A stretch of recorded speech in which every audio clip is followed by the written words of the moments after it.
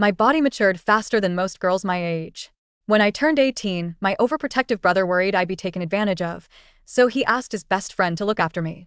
But the first time we met, that man's eyes never left my body. After I graduated from college, he kept crossing the line again and again. By day, he was my boss, and by night, I was his personal assistant.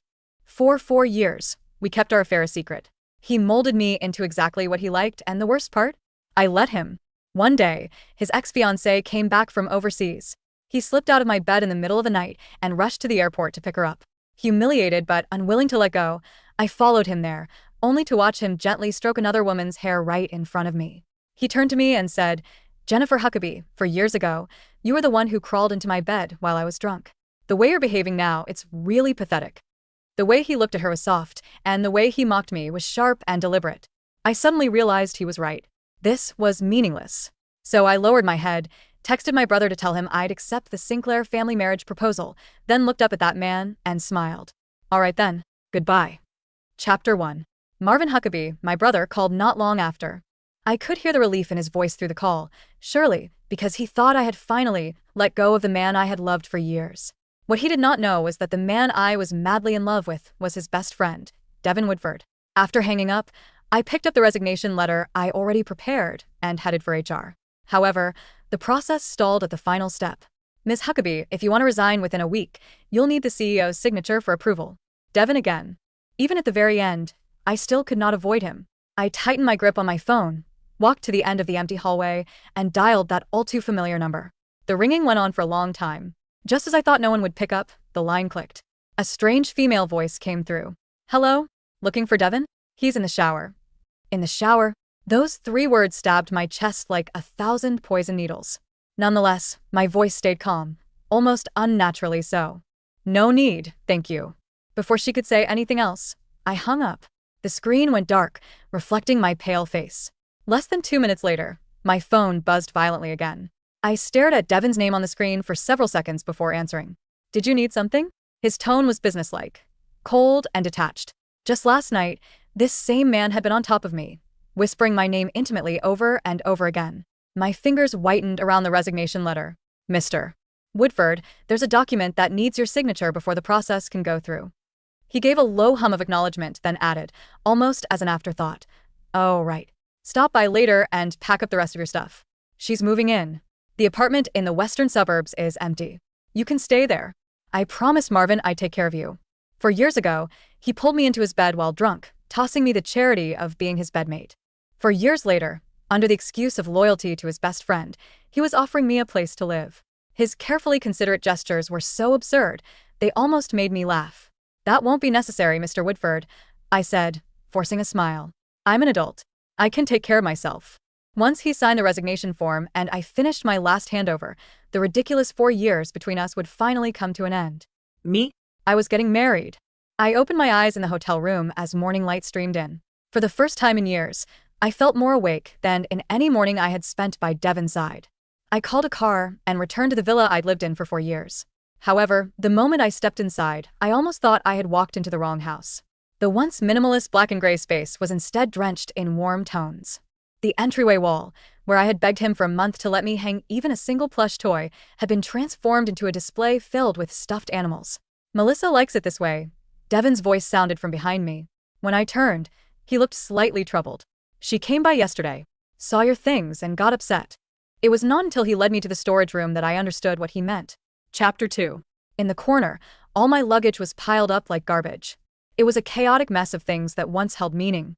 The diamond necklace Devin had given me was crushed beyond recognition, and the pair of mugs we made together were shattered into pieces. He sighed softly. "None of this is worth much anyway. Just throw it out. If you need something, I'll buy you new ones." Not worth much. My gaze fell on a small, colorful glass jar among the wreckage. The lid had broken open, revealing the folded paper stars inside. There were 1,001 of them, each one I had made back when I secretly loved him, each carrying a bit of affection I never dared to speak aloud. I picked up the cracked jar, then tossed it along with the other broken gifts into the trash bin nearby. Devin's brows furrowed instantly, but I just smiled faintly. "You're right, Mr. Woodford. Things that aren't worth anything should be thrown away when they're dirty or broken." That included my foolish, misplaced feelings. Ignoring the sudden darkness that crossed his face, I lowered my head and pulled out the resignation letter from my bag. Mr. Woodford, this is my... Before I could finish, his phone rang. Melissa Nicholson's voice came through clearly in the quiet storage room. Dev, it's raining. Come pick me up. The emotions on his face vanished in an instant. He did not even glance at the document in my hand and signed his name at the bottom. Take a taxi home. Text me when you get there. By the time Devin drove off, the rain became a downpour. The villa sat halfway up the mountain, so there was no way to hail a taxi. So, I opened my umbrella and started walking downhill against the wind. Suddenly, I slipped. Pain shot through my knees and elbows as I hit the ground hard. Ignoring the sting, I clutched my bag tightly. It held my resignation letter. If that got wet, I would have to see him again, and I did not want that. Just then, a familiar black luxury car came speeding from afar. It did not slow down as it passed. Water splashed all over me, soaking me completely. Through the passenger side window, I caught a glimpse. It was Melissa, perfectly made up, sitting beside Devin, who smiled at her tenderly. My jaw clenched. Pressing my palm to the cold, wet ground, I forced myself to stand. Pain seared through my knees, but I straightened my back and walked away in the opposite direction of the car. The resignation paperwork only needed 3 days to process. On the last day, I was in the office, wrapping up my final handover. My phone lit up with a message from Devin. Bring in a cup of hot honey water. Technically, I was still his assistant, so I had to finish my duties. I made the drink, then knocked on his office door. As soon as I entered, I froze. Melissa was lying on the couch, her head resting on Devin's lap. He was gently massaging her lower abdomen.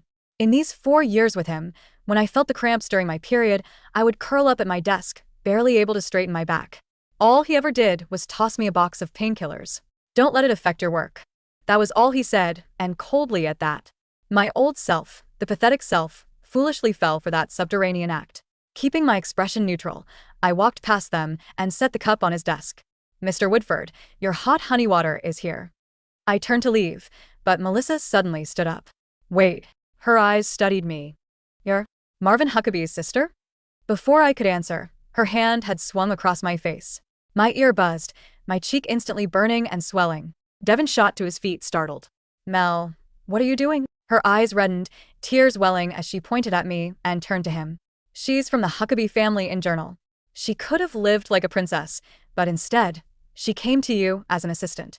And you're telling me she doesn't like you? The air froze. Devin's gaze flickered across my face, then he turned, gently pulling Melissa into his arms, wiping away her tears. His voice was soft, tinged with helplessness and unmistakable affection. Even if she does like me, it's all one-sided. Because in my heart, there's only room for you.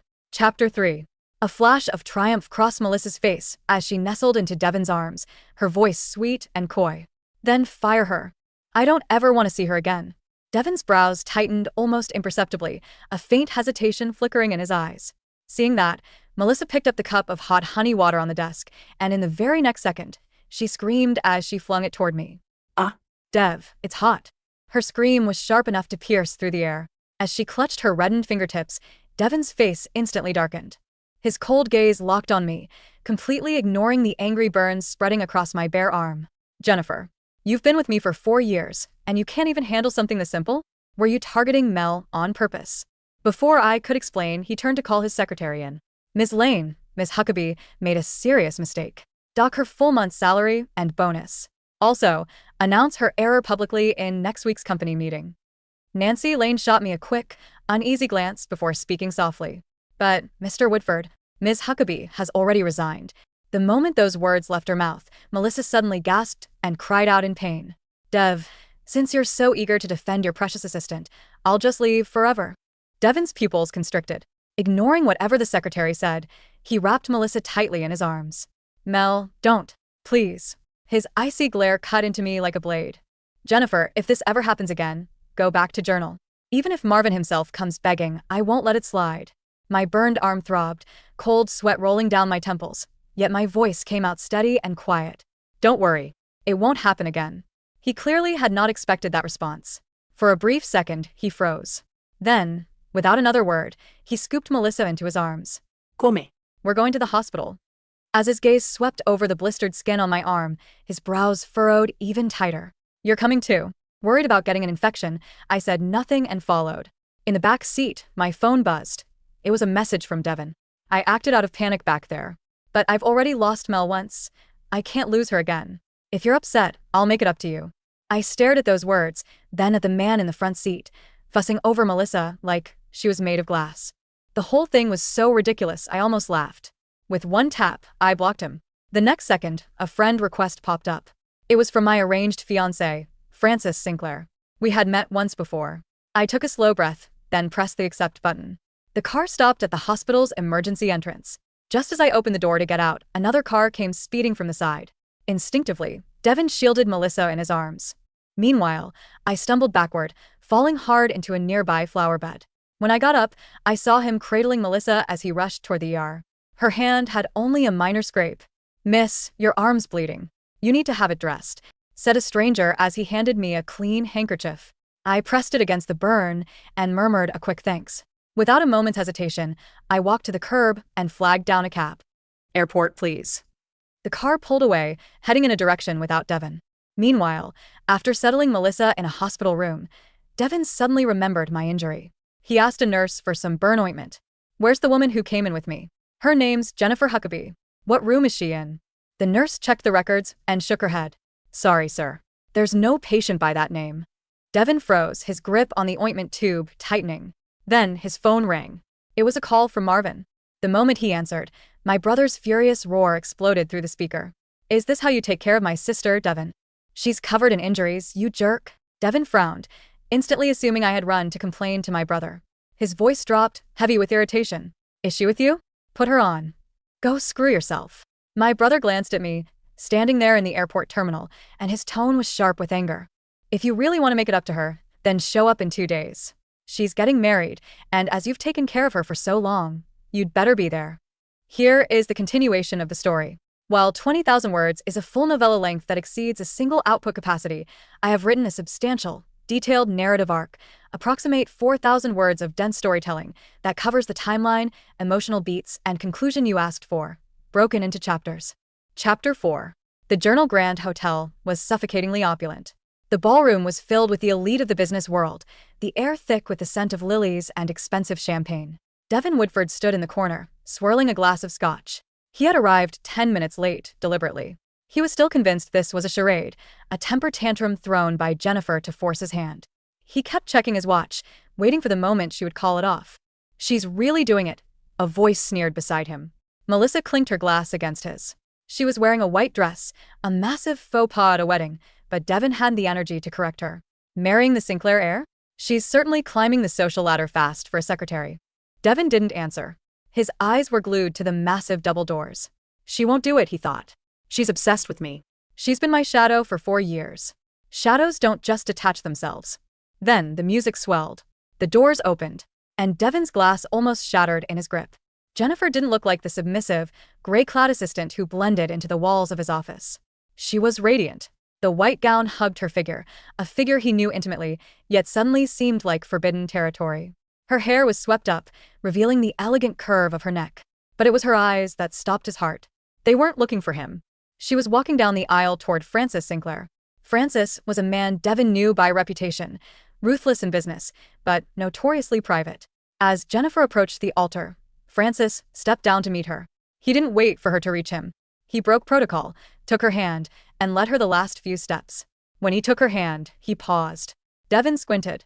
He saw Francis look down at Jennifer's arm, the one Melissa had scalded with the water. The burn was covered by makeup, but still tender. Francis lifted her hand and pressed a kiss right over the injury, his eyes locking with hers in a silent promise of protection. Jennifer smiled. It wasn't the tentative, people-pleasing smile she gave Devin. It was a smile of relief. "I object." The words rang in Devin's head, but his lips didn't move. He felt paralyzed. "Do you, Jennifer Huckabee, take this man?" "Ida."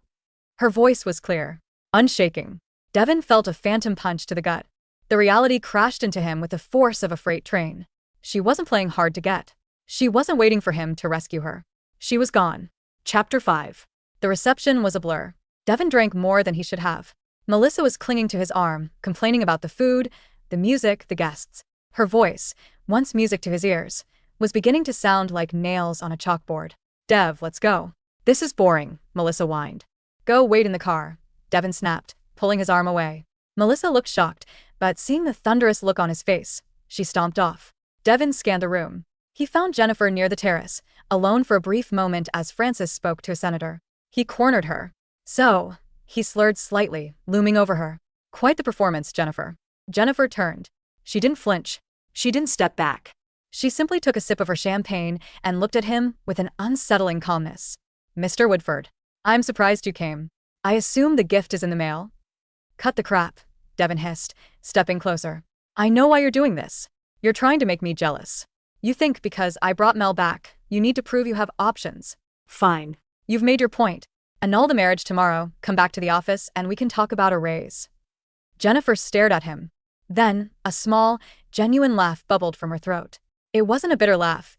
It was a laugh of pure disbelief. You really are a narcissist, aren't you? She asked softly. Jennifer. Devin, she interrupted, using his first name for the first time in years. Look at me. Really look at me. He frowned, confused. Do I look like a woman who is playing a game? She gestured to the ring on her finger, a massive vintage sapphire. For 4 years, I cleaned up your messes. I warmed your bed. I listened to you talk about her while you were inside me. I gave you everything, and you gave me painkillers and silence. She took a step closer, her voice dropping to a whisper that cut deeper than a scream. I loved you. God, I loved you so much it made me sick. But the moment you watched that woman burn me, and you blame me for it, that love didn't just die.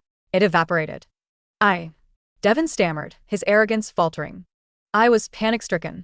I can make it up to you. The apartment. I don't want the apartment. She snapped. I have a home, with a husband who looked at my burn today and asked if I was okay, rather than worrying if I'd ruin the carpet. He doesn't know you, Devin said desperately, grabbing her wrist. He doesn't know how you like your coffee, or how you whimper when. Let go of my wife. The voice was low, baritone, and terrifyingly calm. Francis Sinclair didn't shout. He simply placed a hand on Devin's shoulder. The pressure was immense. Devin released her. Sinclair. I was just congratulating your bride. It looked like you were harassing her, Francis said, stepping between them. He was taller than Devin, broader and sober. He adjusted his cuffs, his eyes cold. Mr. Woodford, you were invited out of courtesy to the Huckabee family. Do not make me regret that courtesy. If you ever touch her again, I will dismantle your company brick by brick. Do you understand? Devin looked at Jennifer. He expected her to intervene, to soften the blow. She didn't even look at him. She tucked her hand into the crook of Francis's elbow and leaned into him. Let's go dance, Francis, she said softly. The air out here is stale. Devin watched them walk away. For the first time in his life, he felt small. Chapter 6. The first month of marriage was strange. Jennifer was waiting for the other shoe to drop. She was waiting for Francis to demand things, to be cold, or to treat her like a transaction. But he was patient. They lived in the Sinclair estate, a sprawling manor that should have felt intimidating, but Francis made it feel small. One rainy Tuesday, Jennifer was in the library, working on her portfolio. She had decided to start her own consulting firm. Francis walked in, loosening his tie. He looked tired. Instinctively, Jennifer shot up. I'm sorry. I should have had dinner ready. Do you need coffee? I can draw a bath. I'll get out of your way. She started gathering her papers frantically. Francis caught her hands. Jennifer, stop. She froze, her heart hammering. I'm sorry. Why are you apologizing? He led her to the leather sofa and sat her down. He crouched in front of her, the powerful CEO of Sinclair Corp on his knees. This is your house. You are my wife, not my employee. You don't have to serve me. But that's what I do, she whispered. That's all I'm good at. Francis reached out and tucked a strand of hair behind her ear. His touch was so gentle it made her want to cry. Marvin told me everything, Francis said quietly. Jennifer paled. He did. He told me you spent 4 years making yourself small so a small man could feel big, Francis said, his voice laced with suppressed anger. Not at her, but for her. I am not Devin Woodford. I don't want a servant. I want a partner. He kissed her knuckles. Take your time. But please, stop apologizing for existing. That night, Jennifer cried in his arms. It was the first time they made love. It wasn't the frantic, secretive, desperate sex she had with Devin. It was slow, attentive, and worshipful. When she woke up the next morning, Francis was still there. He hadn't run away. He hadn't kicked her out. He was asleep, his arm draped protectively over her waist. She finally exhaled. Chapter 7. Meanwhile, Woodford Enterprises was imploding. Where is the Anderson file? Devin roared, throwing a stack of papers onto the floor. Nancy, the terrified secretary, trembled. I don't know, sir. Jennifer usually filed those. Well, Jennifer isn't here, Devin shouted. Find it. Nancy ran out crying. Devin sank into his chair, rubbing his temples. It had been 3 months. The office was a disaster. Jennifer hadn't just been an assistant, she had been the operating system of his entire life. She anticipated problems before they happened. She managed his schedule, his diet, his family gifts, his moods. Now he was missing meetings. He was losing contracts. And then there was Melissa. Devin, you promised we'd go to the Maldives, Melissa whined, walking into his office without knocking. She was holding a credit card bill. And why was my card declined at Prada? Devin looked at her. Really looked at her. Without the filter of nostalgia, Melissa was vapid. She had no substance. She didn't ask about his day. She didn't care that the company was struggling. She only cared about what he could buy her. I froze the cards, Devin said coldly. You what? Melissa screeched. You spent $50,000 last month, Mel. I'm not in hating. You never cared about money when Jennifer was handling the accounts, because Jennifer never spent a dime on herself. Devin exploded. She saved me money. You bleed me dry. Melissa scoffed. God, you're obsessed with her. If you miss her so much, why don't you go beg her to come back? Oh wait, you can't. She's Lady Sinclair now. She slammed the door. Devin opened the bottom drawer of his desk. There, hidden in the back, was the only thing he had salvaged from the trash that day, one single paper star from the broken jar. He unfolded it. Inside, in Jennifer's neat handwriting, was a date from 3 years ago and the message. Today he smiled at me and said, good job. I can live on that for a month. I love him so much it hurts. Devin stared at the note until his vision blurred. He had held a heart of pure gold in his hands and traded it for a cheap sequin. Chapter 8. 6 months post-wedding. The annual charity gala. Devin attended alone. He and Melissa were on a break, which meant she was at a hotel he was paying for, refusing to speak to him until he bought her a car. He looked haggard. He had lost weight. His suit was expensive, but didn't fit right. Then, the Sinclairs arrived. They were the golden couple. Frances looked dashing in a tuxedo, but Jennifer was breathtaking. She wore a deep emerald gown that accentuated her curves. She looked healthy, confident, and undeniably happy. She was laughing at something Frances whispered in her ear. Devin felt a pull so strong he couldn't resist. He walked over. Jennifer. She turned. Her smile faded slightly, replaced by a polite, professional mask. Mr. Woodford. Good evening. You look happy, he said, his voice raspy. I miss you, he blurted out. He hadn't meant to say it. The company misses you. I made a mistake. The conversation around them hushed. Frances stiffened, but Jennifer placed a calming hand on his chest. She stepped forward, closing the distance slightly, but maintaining an emotional chasm between them. You didn't make a mistake, Devin, she said calmly. You made a choice. Over and over again. For 4 years, you chose to use me. You chose to hide me. And when she came back, you chose her. I was confused. I didn't realize what I had until I wasn't there to make your life easy, she finished. You don't miss me. You miss the convenience of me. You miss the girl who worshipped you. But that girl is dead. You killed her. I can change, Devin pleaded, ignoring the eyes of the crowd. I fired Melissa. I'm changing. Jennifer looked at him with a pity that was worse than hatred. I'm glad for you, Devin. Really? But I don't care anymore. She turned back to her husband. Frances, shall we get a drink? Frances nodded, casting one last warning look at Devin, and led her away. Devin stood there, alone in a room full of people, realizing that the worst hell wasn't burning. It was freezing in the absolute indifference of the person who used to be your son. Chapter 9. The final blow came 2 weeks later. Devin was drinking at a bar, trying to numb the memory of Jennifer's pitying eyes. His phone buzzed. An unknown number. He answered. Is this Devin Woodford? A man's voice. Rough. Yeah. Who is this? I'm the guy Melissa was living with in London before she came crying back to you. She owes me 20 grand. She said her rich boyfriend would pay. Devin sobered up instantly. What? Yeah. She told me she was going back to her ex-ATM to get some cash, then she'd come back to me. We have a flight booked for next week. You gonna pay her tab or not? Devin hung up. He drove to the hotel where Melissa was staying. He kicked the door open. Melissa was packing a suitcase. She froze. Dev, I thought you were working. You're leaving, he asked quietly. I was just going to visit my mom, she lied, shifting her eyes. Drop the act, Mel. I know about the guy in London. I know you only came back because he kicked you out and you were broke. Melissa's face changed. The sweet, innocent mask dissolved into a sneer. So what? You think I actually loved you? She laughed. You're boring, Devin. You're a workaholic bore. Jennifer was the only idiot stupid enough to actually like you. And you treated her like trash. You deserve this. Devin didn't yell. He didn't fight. He just felt hollow. Get out, he whispered. I'm going. This credit card still works, right? She waved the black card. Devin snatched it from her hand and snapped it in half. Get out. If I see you again, I'll have you arrested for fraud. Melissa stormed out. Devin sat on the edge of the bed in the empty hotel room. He realized then that the love of his life he had pined for was a lie. And the true love of his life, the one who had made him paper stars and coffee and held him when he was sick, he had thrown her away for the lie. He wept. He cried like a child, mourning 4 years of wasted time and a future he had incinerated with his own hands. Chapter 10. 1 year later, Jennifer sat in her new office. Huckabee Consulting was etched on the glass door. She had just signed her biggest client yet. Her phone rang. It was Marvin. Hey, sis. You busy? Never too busy for you. What's up? I thought you should know. Devin sold the company.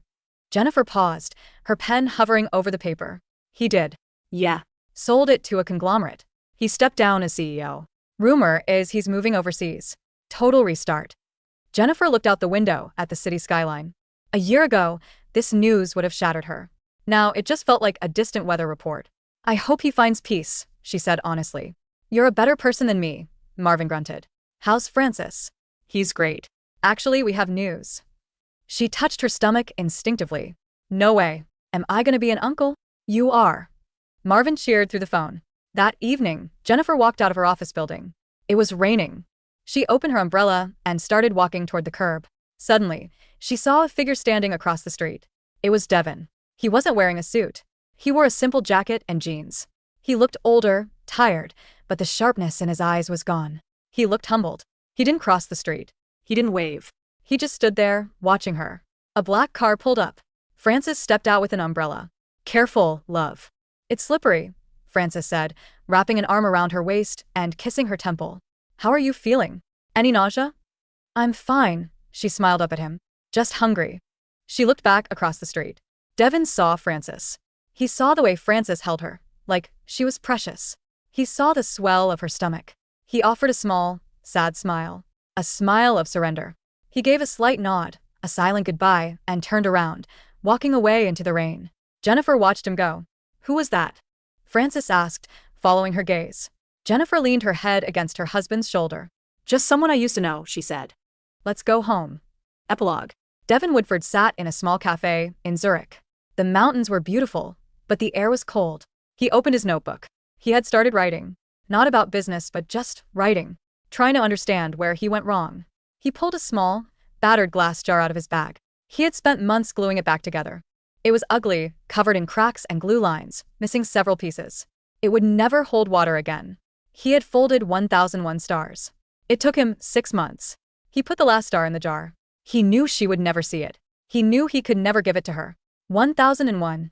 He whispered to the empty chair across from him. He closed the jar. It was done. He paid his bill and walked out into the snow, leaving the jar on the table. He didn't need it anymore. He had to learn to live with the cracks. Meanwhile, thousands of miles away, in a warm, sunlit nursery, Jennifer rocked her newborn daughter to sleep. The walls were painted a soft yellow. She looks like you, Frances whispered, leaning over the crib. She has your nose, Jennifer replied softly. Frances kissed Jennifer on the forehead.